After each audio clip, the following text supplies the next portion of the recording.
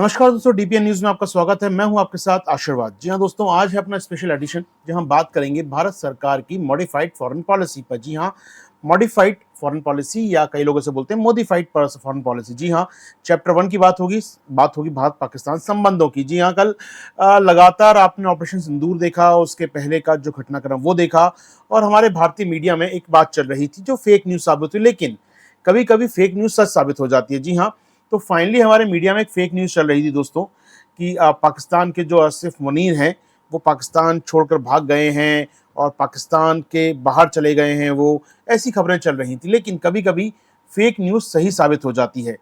तो आइए बात करते हैं क्या हुआ। बने रहिए मेरे साथ इस टॉपिक पर। जानेंगे इस टॉपिक को बाद में, लेकिन पहले हम बात करेंगे मीडिया में क्या था। हमारे मीडिया में जब 22 अप्रैल का पहलगाम हुआ, उसके बाद से लगातार भारत हमले की बात कर रहा था, पानी रोक दिया था। तो हमारा इंडियन मीडिया 15 दिन तक आराम से बताता रहा पाकिस्तान में डर का माहौल है, पाकिस्तान के आर्मी चीफ छुप गए हैं और वो अपनी फैमिली के साथ भगने का प्रयास कर रहे हैं। लगातार इंडियन मीडिया बता रहा था आसिफ मुनीर और रन द रन। लगातार मीडिया कह रहा था कि पाकिस्तान के आसिफ मुनीर फैमिली के साथ भग गए हैं।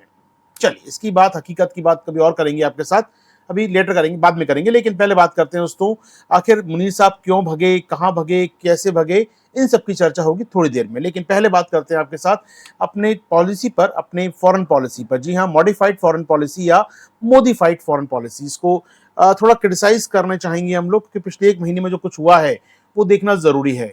तो इस पूरे टॉपिक में 10 पार्ट में बांटा है मैंने आपको। यहाँ पर 10 अलग न्यूज कवर की है इसके अंदर।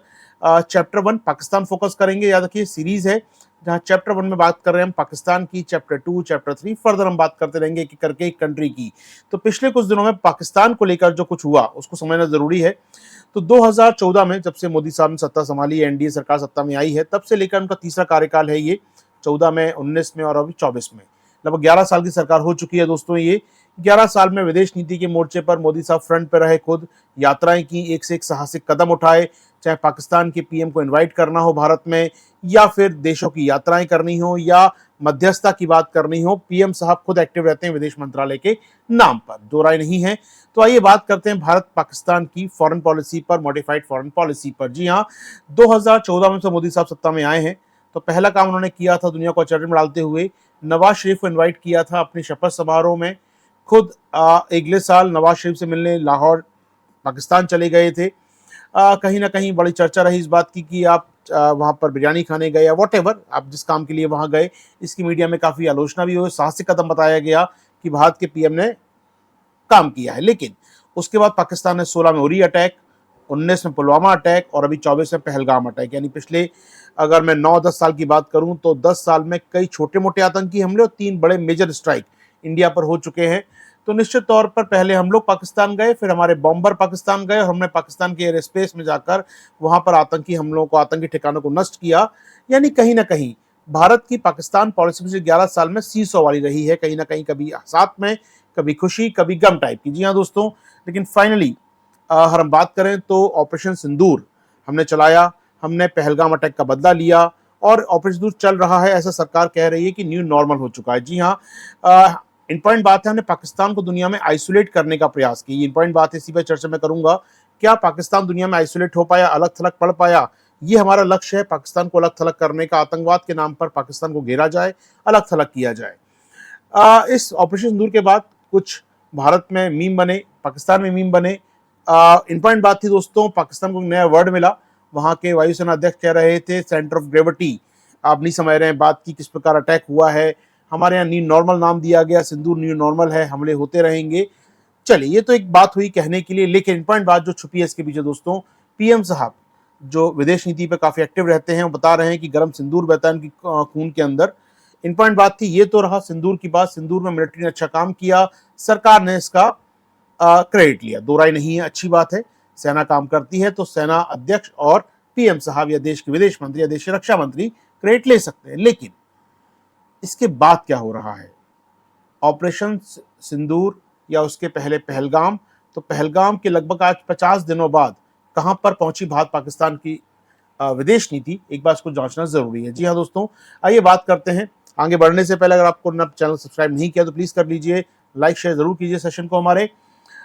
आगे बढ़ते हैं दोस्तों, तो बात करें ऑपरेशन सिंदूर के 30 दिन, इस पर वीडियो बन चुका है। पहला टॉपिक, आखिर वो कौन से 10 बड़ी चीजें हैं जो आपको जानना जरूरी है पिछले 50 दिनों की। पहली बात दोस्तों यहां पर आती है, वो है ट्रंप का एंट्री। जी हाँ, भारत पाकिस्तान का मुद्दा अपना मुद्दा चल रहा था, लेकिन ट्रंप साहब इसमें एंट्री मारते हैं। कभी कभी कहते हैं कि, कहते हैं ना, कभी कभी लगता है कि अपने भगवान टाइप का वाली बात है कि ट्रंप कहते हैं मैं ही हूं सब कुछ, मैं ही दुनिया को चला रहा हूं। हर जगह हर मुद्दे पर उन्होंने बोला कि मैंने मध्यस्थता कराई दो परमाणु ताकतों के बीच। एक बार बोल लिया चलो यार कोई बात नहीं, इंडिया ने क्रिटिसाइज कर दी, नहीं नहीं ऐसा कुछ नहीं किया।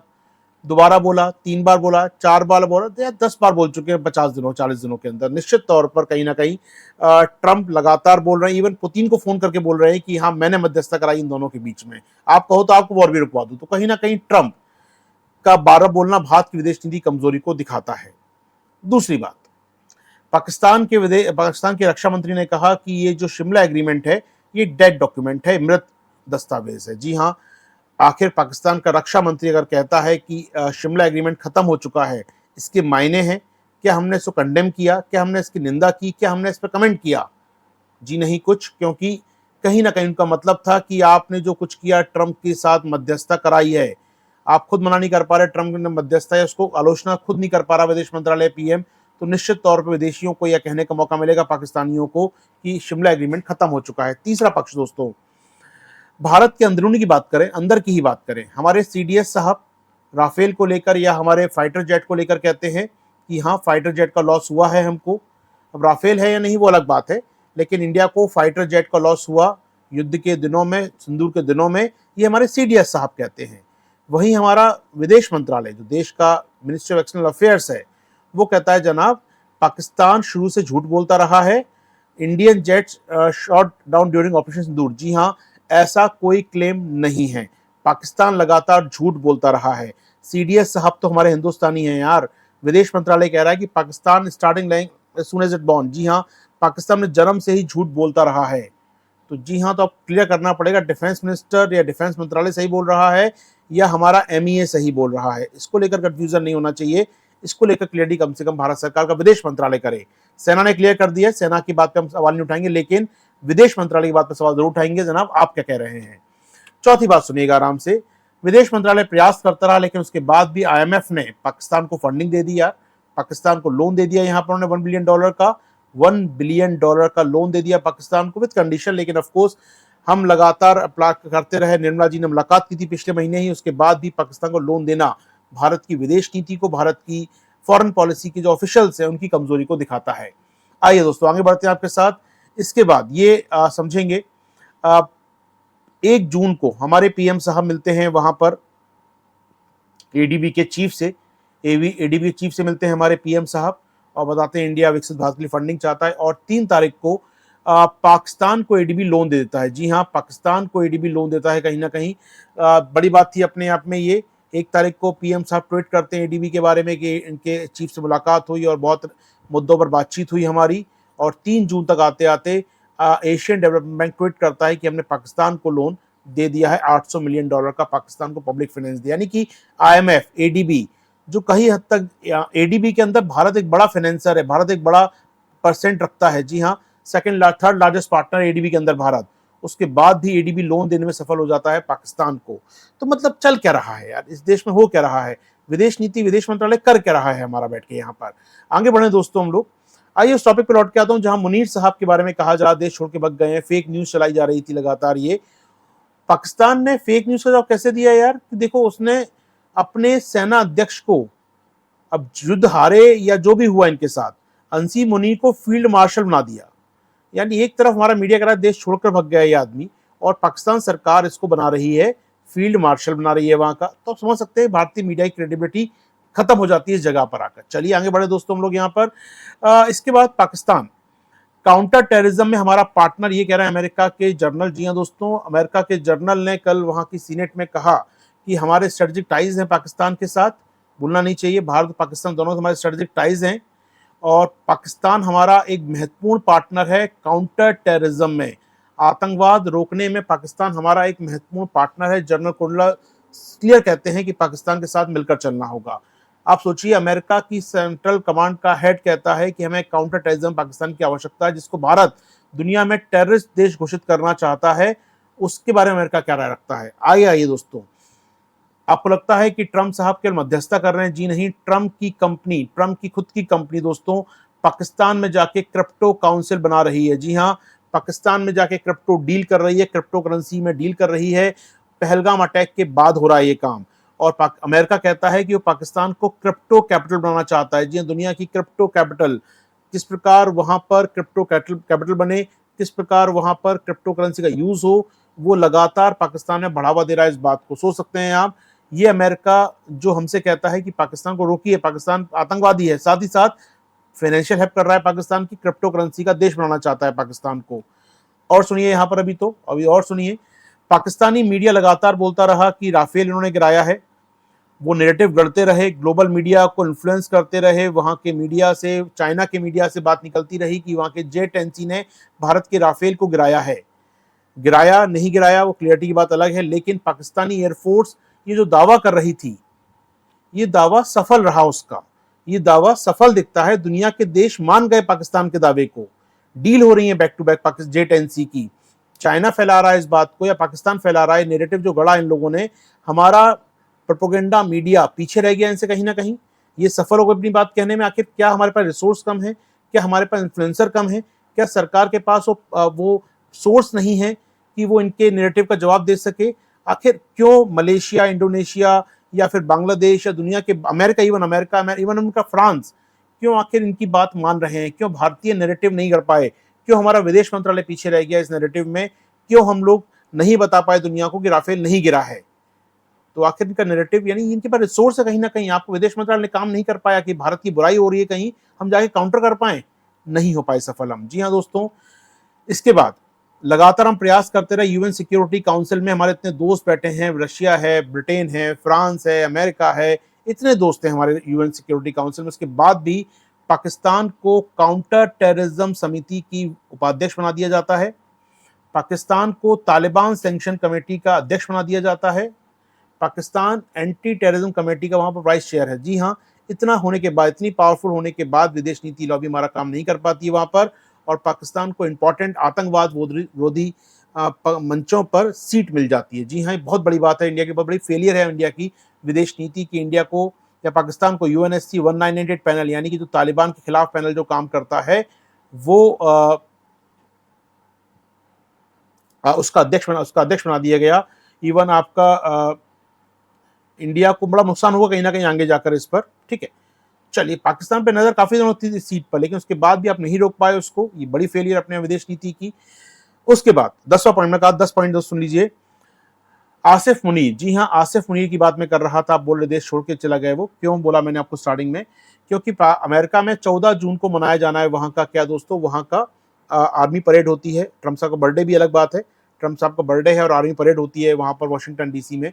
तो वहां पर पाकिस्तान आर्मी चीफ मुनीर को बुलाया गया है, इनवाइट किया अमेरिका ने। सोच सकते हैं, जिसके बारे में कहा गया कि पहलगाम हमले का दोषी ये है, सिंदूर के दौरान सिविलियंस पे इसने हमले कराए, पाकिस्तानी विमान, पाकिस्तानी फाइटर जेट ने, पाकिस्तानी ड्रोन हमारे सिविलियंस पे गिराए गए। उस आर्मी चीफ को जिन्होंने जेनोसाइड किया, उन्होंने भारत में आकर, भारत की तरफ आके हमले का प्रयास किया, उसे 14 जून के सेलिब्रेशन में इन्वाइट किया है पाकिस्तान आर्मी चीफ को। जी हाँ, तो अब देश के बाहर जाएंगे, ऑफकोर्स अमेरिका जाएंगे, लेकिन वो देश छोड़ के नहीं जा रहे हैं, वो सम्मान से उनको इनवाइट किया है पाकिस्तान को, पाकिस्तान के आर्मी चीफ को, आर्मी के उनके फील्ड मार्शल को अमेरिका ने।